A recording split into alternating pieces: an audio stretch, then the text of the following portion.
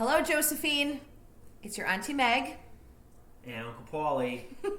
And we are recording a video to send back in response to your awesome video that you sent to us telling us all about your incredible reading initiative and how you raised all of that money and read for 1,500 minutes. And we're jealous and impressed and proud of you for committing to that so wholeheartedly. And so we wanted to send you a video and tell you how much we love you. Right, Mr. Geary? We love you. I mean, Uncle Pauly. I'm still in school mode. I make her call me Mister. We're very proud of you. We love you. We're glad you've picked up the love of reading. Yeah. And you definitely are part of our family because you love to read. And we love you. We're all big book nerds. And in fact, right now I'm actually going to read a story to you. And that story is called Not Quite Snow White. I don't know if you've ever read this. I can read it to her. I lot. I know Mr. Geary has some I get back to work. emails he has to send to some parents, but I'm going to read you a story. But we love you. So I don't know if you've read this book before, but I was asked to read to some elementary school classrooms on Read Across America Day, and so I bought this book for that. I didn't end up reading this one. I read a couple of others that were really good, but this one now I want to give to a friend who is having a baby. And as I was reading through it, I thought it was a story that you would really love. So I figured I would send you some story time with Auntie Meg. So this book is called Not Quite Snow White by Ashley Franklin with illustrations by Ebony Glenn.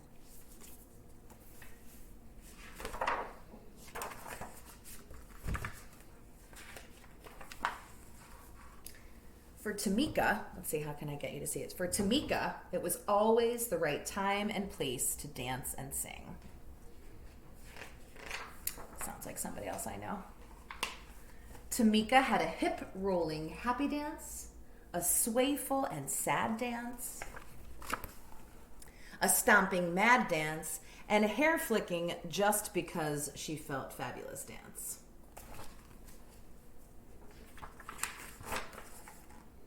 She sang high with the tweeting birds and low with the croaking frogs. She always shared her love of music and movement with an audience, stuffed and unstuffed. Also sounds like somebody I know. Tamika loved the songs. Tamika loved the stage. It was her perfect place. She was the star of every show, and she loved every show that she starred in. She had been a cucumber, a space cowgirl, a dinosaur, and her favorite part, a singing mermaid. This book sounds so familiar. On stage, Tamika felt like she could be anything or anyone she wanted to be, but she had never been a princess, and now she would finally have her chance. Tamika was so excited that she went to both days of auditions for the Snow White musical. On the first day, she arrived super early. She helped friends with their lines and kept count for the dancers and shooed butterflies from nervous tummies so songs could be sung.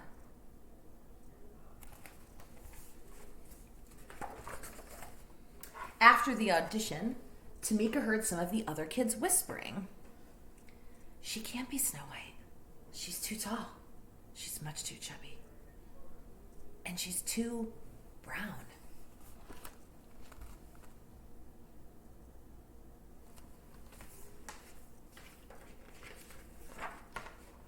Tamika looked at her legs. They were long. Maybe the kids were right. A princess shouldn't be taller than her prince. Should she? She looked at her belly. Maybe what the kid said was true. She could not remember any chubby princesses. Tamika looked at her skin. She was brown. How could a girl with brown skin play a princess like Snow White? Could those kids be wrong? Maybe she was wrong for wanting to be the princess.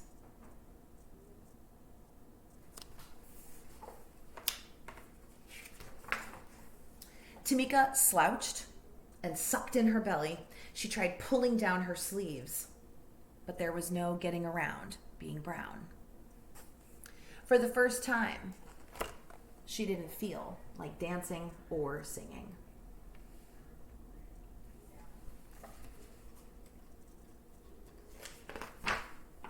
At dinner, Tamika didn't tap her feet or clang rhythms with her spoon. "Is something wrong?" asked her mom. "The other kids said I'm too tall, too chubby, and too brown. I'm not right for Snow White," said Tamika. "You've got it all wrong," said Mom.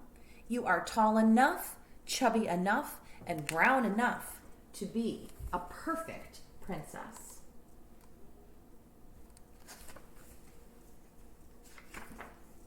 "Besides," said her dad, "Snow White is just pretend, and you've always been a real princess. You're just enough of all the right stuff." He kissed her forehead. Tamika smiled. Maybe her parents were onto something.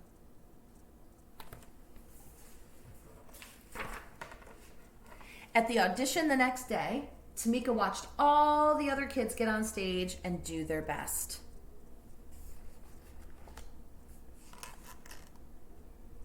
That girl's really into it. It was Tamika's turn at last. She remembered what her parents had said, but her long legs were still a little jittery. She closed her eyes and imagined she was singing and dancing for her favorite audience of friends, stuffed and unstuffed. Then she remembered the joy that she felt when performing, and Tamika knew she could do it.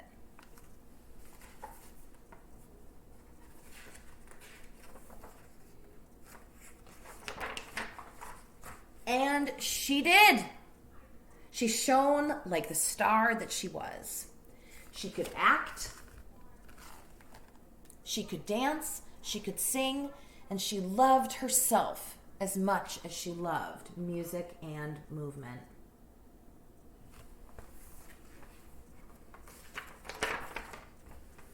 Tamika was a perfectly poised princess.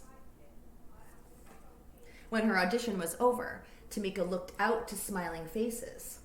Tamika wasn't too much of anything.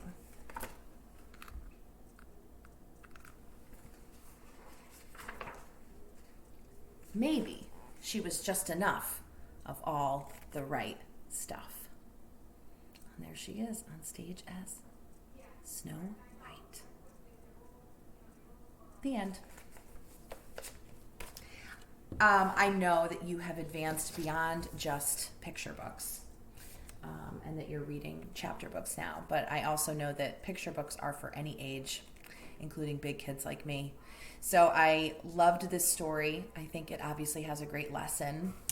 Clancy, if you're listening, hopefully you enjoyed that story too. There's lessons in there for all of us to learn, not just the girls. But I hope that you like this story. I am grateful to be able to share my love of reading and books with you. And once again, we're really proud of you. So thanks for being such a great reader and such a great student. And such a great member of your community, because raising money for public schools and charities like that is really important. So we're proud of you. We love you. We miss you. And hopefully vaccines soon and we can see each other and read books together. All right. I love you. Give kisses to Clancy and to Mom and Dad and Nana. And hopefully we'll get to talk soon. Okay. Bye.